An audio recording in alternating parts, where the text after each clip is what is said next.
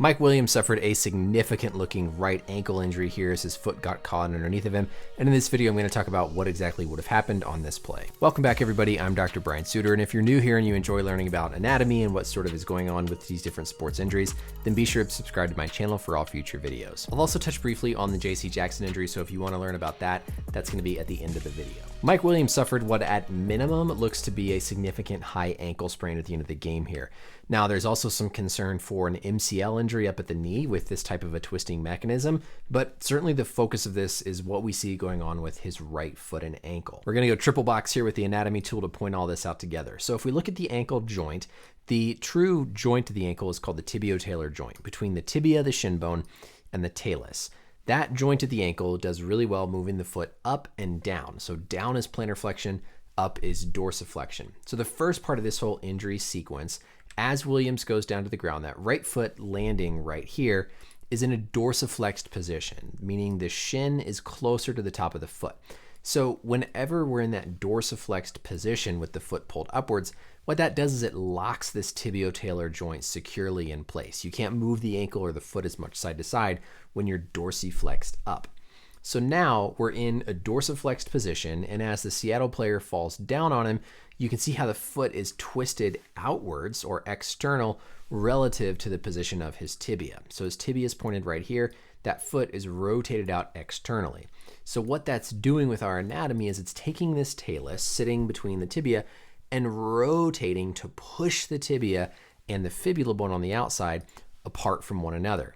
As that keeps rotating outwards, what it does is stresses this high ankle ligament called the AITFL, shown here in pink. That stands for anterior because it's in the front of the ankle, inferior because it's the lower portion, tibiofibular ligament, and it's also called the syndesmosis, but this is the ligament we are concerned about being injured with a high ankle sprain. As this whole sequence continues, then we see the knee gets twisted pretty badly as well. And these types of knee twist injuries, whenever they do cause damage to the knee, are usually the MCL, which is going to be sitting on the inside of the knee, and you can certainly have both at the same time. It's not uncommon at all, and one of them can sort of mask the other because you might have so much pain from the ankle that you don't really focus on the knee pain until later on. So it's important in these situations to always check out not just the ankle, but also the knee.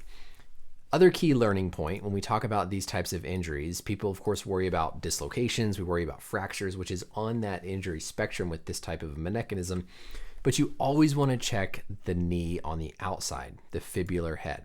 If we look all the way up with our anatomy model at the top of the knee, we'll see the fibula right here and the tibia.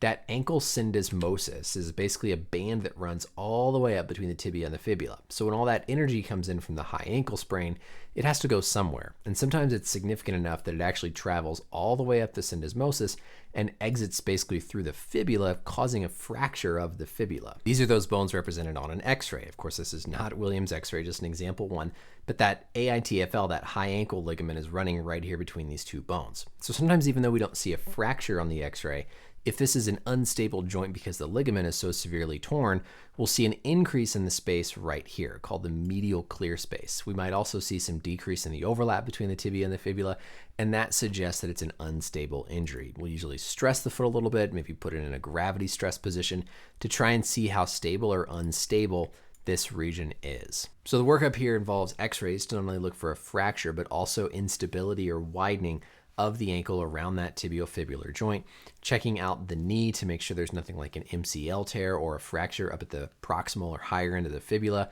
and then treatment accordingly. These are also the injuries where we hear about that tightrope procedure, and so I would hate to say anything is season ending, but of course high ankle sprains are going to be a longer recovery than a traditional low ankle sprain, usually at least a couple of weeks to a few weeks. We saw Sam Bradford recently recovering from one here, so I wouldn't be surprised if Williams ended up on the IR, and if it is a significant enough injury, then you're talking about a surgery to stabilize that joint. On to the J.C. Jackson injury, just briefly, I didn't comment on it right away because honestly I couldn't even tell if it was the left knee or the right knee until we actually saw the image here with the air cast on his right leg, because frankly there was stuff on the left knee that looked like maybe ACL. We saw the right knee give out. So now that we've seen the confirmation of this air cast on his right leg and knowing that they had to put the air cast on, that suggests what might have happened here. We see Jackson here running down the field and really nothing crazy happened, and it was probably this step right there where the injury occurred to the right knee. We can see he doesn't put the right leg back down on the ground.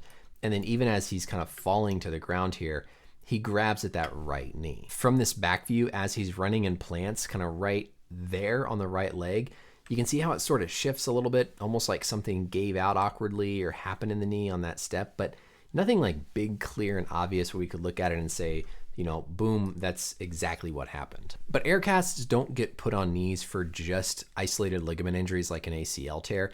This suggests something more like a patellar tendon rupture, a quad tendon rupture, something that resulted in significant instability of the knee that required them to put on the air cast. If you had an ACL tear and concern for other ligaments where the knee might have dislocated or is really unstable, then you would put an air cast on, but we don't use an air cast just for a simple ACL tear. So this suggests something more significant, or at least they were concerned for something more significant on the field. Of course, who knows what the final evaluation might show, but just some basic thoughts here about this whole situation. Again, nothing that was cut and dry and obvious on the replay, but the presence of the air cast, we know number one, it was the right leg. Number two, suggests probably more than something like an ACL tear. That's it for the video, everybody. Let me know as always down below any questions or comments. Thank you for watching, and until next time, we'll see you later.